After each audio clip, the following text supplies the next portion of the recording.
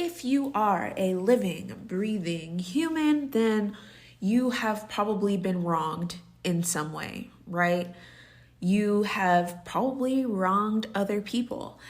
And what I don't think we've talked about enough is forgiveness and how healing forgiveness can be. A lot of people don't like forgiveness or to talk about it when it comes to our healing journey because people think that forgiveness means that you just have to basically admit that the other person wasn't wrong or, kind of get rid of what they did wrong to you. And that is not true. So today we will be going over the 3 types of forgiveness, and that will give you a little bit of a understanding of why forgiveness is more for you than it is for the other person and how healing it can actually be. Welcome back to Cosmosis or Whatever. I'm Celia Marie 1243, your fairy tarot sister, your favorite tarot reader, tarot slayer, shadow work slayer. Here on this podcast, we talk about everything healing, everything best life, the fact that all things in the universe seemingly connect somehow. So we take a lot of deep dives into that. If you're just joining us today for the first time, welcome. This is a really good episode for you to pop in on. Today we're talking about forgiveness, right? I think a lot of us, like I said before, a lot of us think that forgiveness means that you kind of don't hold somebody accountable for their actions. And that is not necessarily true. And I think that even harbors more anger. The fact that people are kind of trying to force themselves to forgive, but they don't really even understand what that means or what kind of like level or type of forgiveness they're going to be giving themselves, right? I think as I've, read for a whole bunch of people, if you guys have had a tarot or a psychic session with me, you know that I get down to the bottom. I like getting down to the bottom, the root of what you're actually asking. I use my intuition. I talk to your spirit guides to kind of dive a little bit deeper into the question that you're asking. And a lot of times, it's shadow work that's at the root of some of these things that you guys want to know. And there have been a lot of people that, they think they're asking about something, but really there's maybe holding a grudge about something. And what I've also noticed is that anytime that forgiveness pops up for another person, right? Say somebody was cheated on. Say you were cheated on and you need to forgive. There's also going to be forgiveness, self-forgiveness that needs to happen. I found that in like 90% of the clients that I've had that have needed to forgive somebody. And it can be really hard to forgive, but it can be easier to forgive others than yourself sometimes. We tend to be our own worst critic. I know I am. And forgiveness just can bring a lot of growth. It can bring a lot of change and a lot of healing. And if you need to forgive yourself, chances are you're holding on to a lot of guilt, a lot of shame, or even if you need to forgive somebody else, right? You're probably angry. And really what that does is just take a toll on you mentally, physically, and spiritually. Forgiveness does not release you from your responsibility. What we're able to do when we forgive is we acknowledge our feelings without judgment. We're able to, take accountability for whatever our role may have been, or, allow ourselves to understand what role somebody else played in, hurting us, however they did that. Denial never really helps, right? And I think that can be hard to admit to ourselves, especially if we've done something wrong. What do I say when I tell you guys that forgiveness usually comes with self-forgiveness? An example that I see a lot in my sessions is if somebody has been wronged by, say, we'll go with the cheating example because it's a very common thing, unfortunately. So say somebody's been cheated on, in a relationship and they need to do some forgiving of that person, chances are they will also need to forgive themselves for staying even though they knew that person was cheating, or ignoring the signs, or, not. And it might even be, I want to say maybe like perceived cheating. I don't know. I'm making up this term as we go. But it's like, you might not even actually have anything to forgive yourself for. But if you perceive it as something you need to, like if you're holding a grudge against yourself for it, then you're needing to forgive yourself, right? So you might think, a lot of times when we get cheated on or we're treated badly in a situation, it's like, oh, I'm stupid. How could I not know? And those are things that you're going to need to forgive yourself for. So like I said, we have to acknowledge those feelings without judgment, take accountability. A lot of times forgiveness will come with an apology. Whenever I have people who are apologizing to themselves, I will have them write a letter, really just apologizing to yourself, letting yourself know that you're taking accountability. Because if forgiveness comes without that, and there are stipulations to this, and we'll talk about that when I go over the 3 types of forgiveness. But, if you kind of apologize or you're looking for forgiveness without an apology, it kind of feels hollow. It feels empty. Especially if it's self-forgiveness, you kind of don't feel like you've actually really closed that door or cut that cord. So the apology part is really, really important, right? You have to admit what was wrong, and then you have to focus on the lesson of it all, right? You have to make meaningful change afterwards, understanding what you learned from this and how you are going to move forward in a better way. And so if that sounds familiar to anybody, ding, ding, ding, hello, that is shadow work. And that's what we talk about all the time in my sessions here on the podcast. I talk about it all the time on my YouTube. If you don't know what shadow work is, and you're interested, I have a whole YouTube video on it. It's kind of older one, but you can find it. Celia Marie 1243 is my YouTube channel. I have a whole video dedicated to shadow work, and I probably need to do an updated one that will talk a little bit more about it. And I even have shadow work prompts as YouTube videos, pick a cards on my channel. So I do that in order to help people kind of find the root of the problem, because a lot of us know we have issues. We know we have hangups, we have triggers, but we're not really sure where they come from or how to fix it. Shadow work is exactly how we do that. If you guys want to do a shadow work session, we could also do a shadow work session where I will sit with you. You can let me know that you want to do shadow work, you don't know where to start, or you have a problem of some sort, you have an issue, and I will get with your spirit guides. We will help get you on the right track of understanding what it is that needs to change, identifying, and, so that you can live your best life, because that's what I'm here for.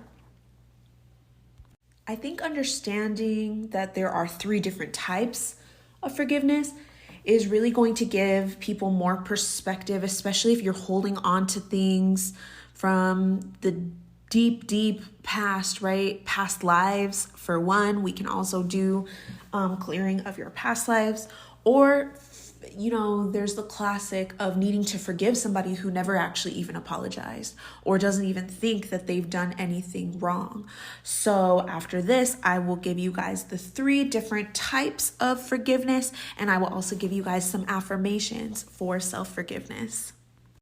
Our 3 types of forgiveness: we have exoneration, forbearance, and release. Okay, so first up, exoneration. When you forgive in an exoneration style, you are essentially wiping the slate clean,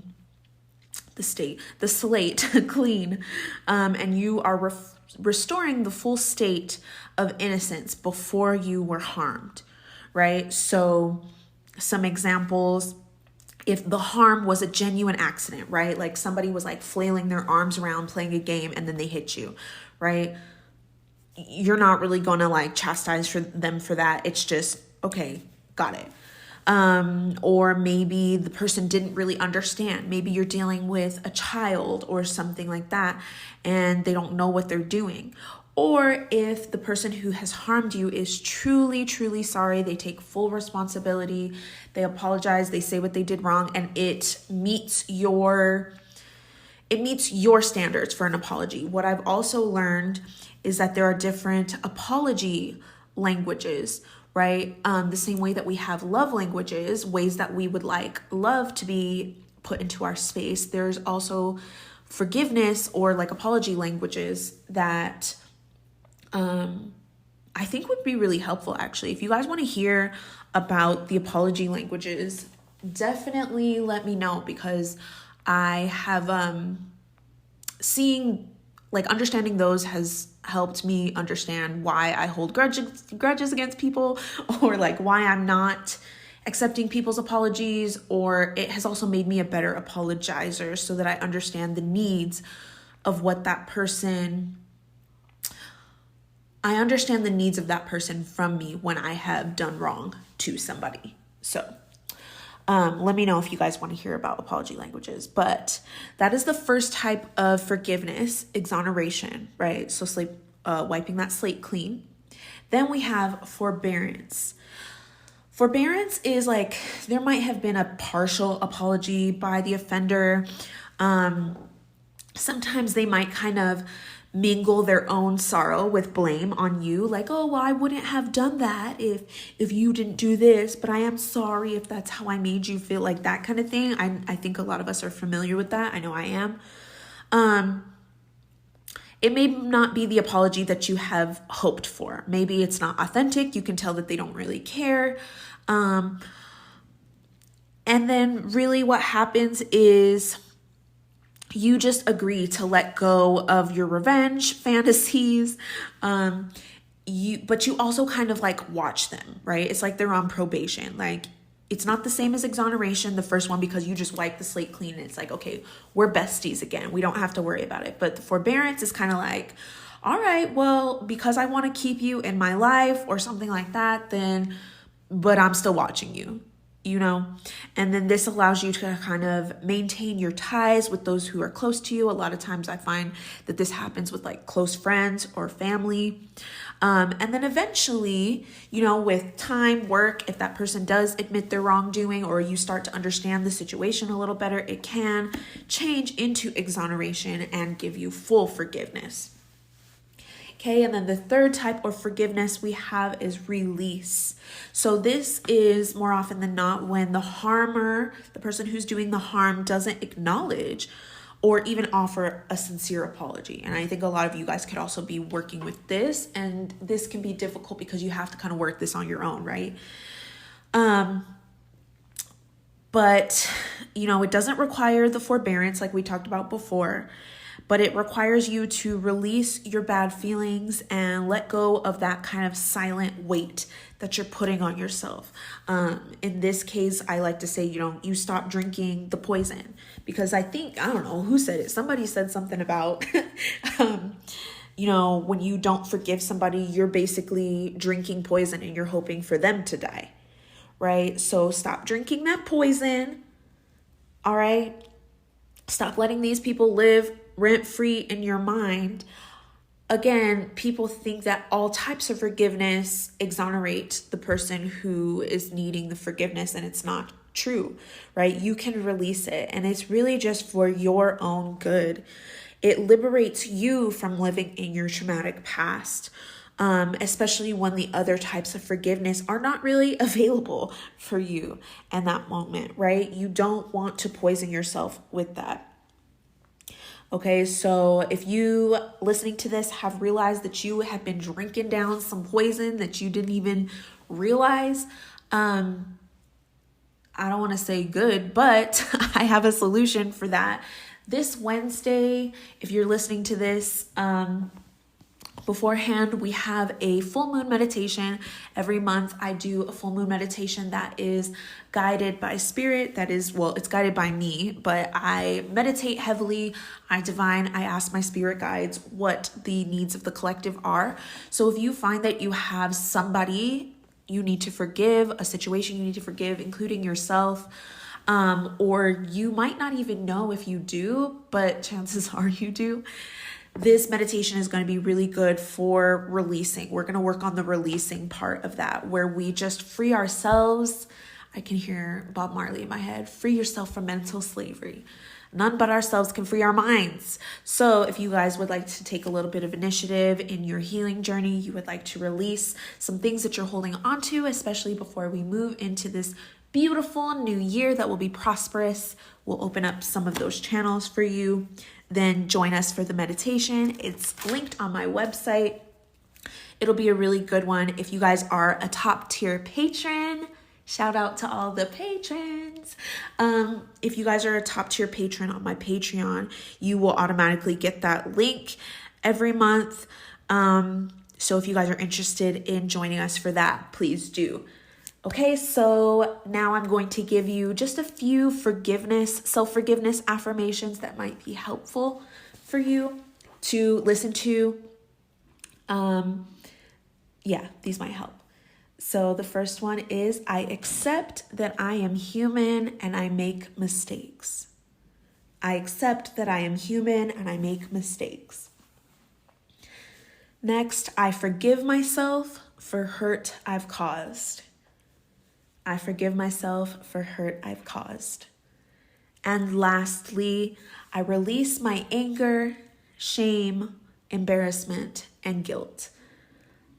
That's a really big one because a lot of us are harboring that. And I think by saying that affirmation, you might be able to help yourself identify if you are holding anger, shame, embarrassment, guilt, and you're able to consciously let yourself release it. So I hope you guys will join us for the meditation on Wednesday. If not, definitely use these forgiveness affirmations. I hope this was helpful for you. I hope it was healing, and I will catch you guys in the next episode of the podcast. Bye.